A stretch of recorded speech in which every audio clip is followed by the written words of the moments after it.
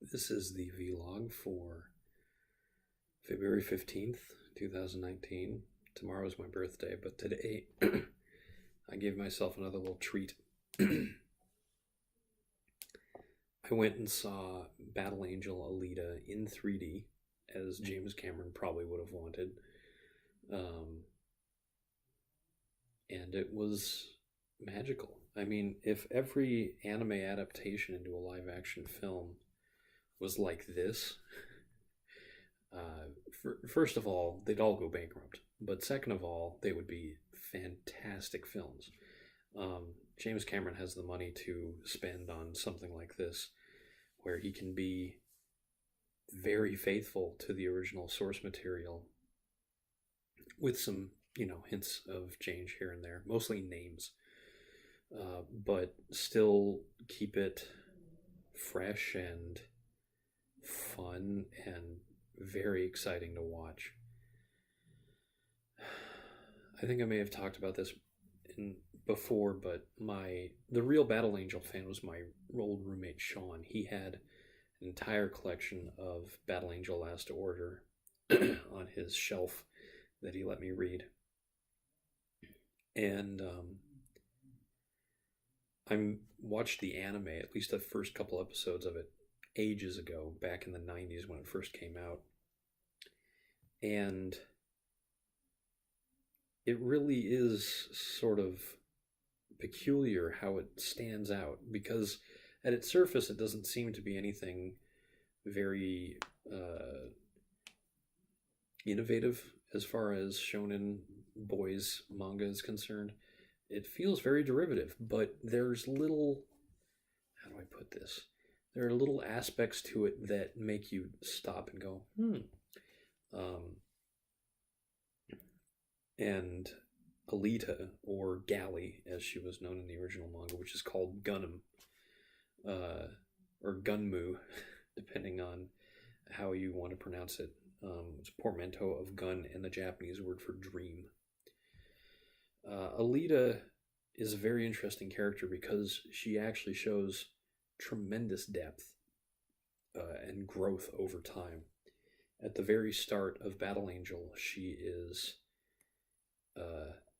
excitable, I should say. She's enthusiastic. She has a strong sense of duty and justice, and she fears that the person who took her in has more that he's not telling her than she would like. And over time, she fills in the gaps in her memory by developing relationships with these people around her in the scrapyard, or as it's called in the movie, Irontown. And slowly but surely, cynicism starts to erode her character as she starts to lose the people and the things that mean a lot to her. She grows darker and depressed, but she still has that warrior spirit. And she is still a master of Panzerkunst, which is something like armored fist. It's a term that the writer came up with, but it is the ultimate cyborg fighting style. It is a fighting style that only works if you're relatively small, but your body packs a tremendous amount of power.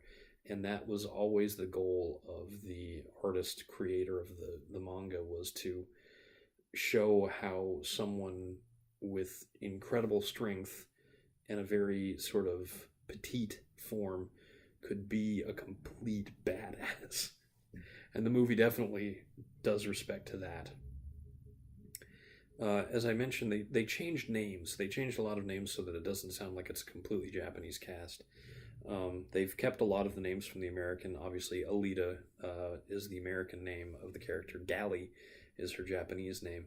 And they changed Dr. Ito from Daisuke Ito to Dyson Ito, which I thought was a pretty good touch.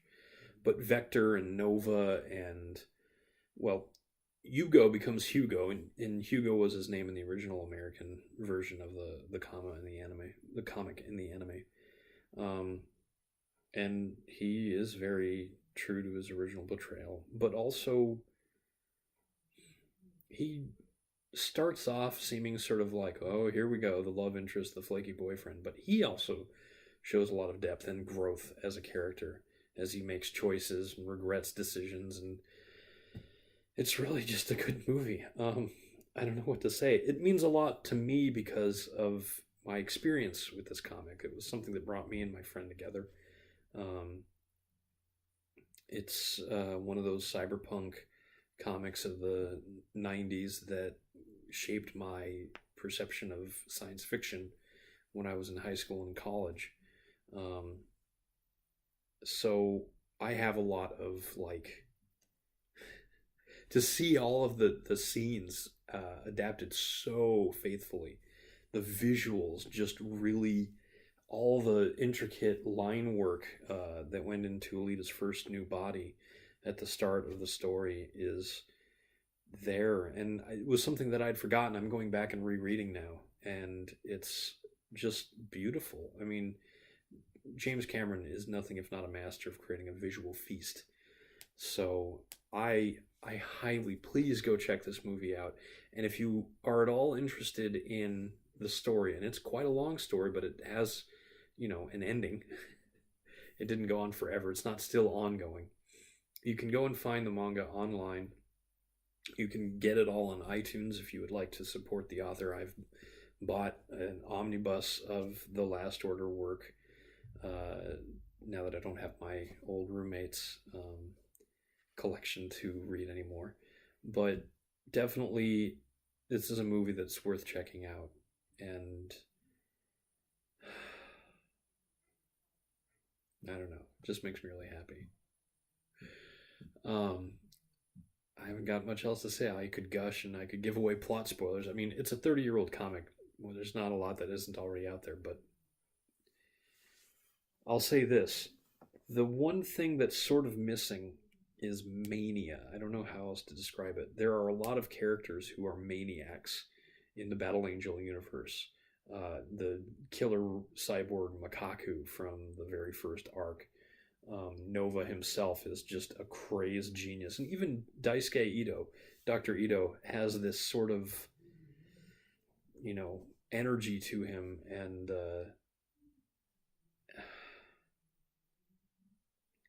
that's not present in the film.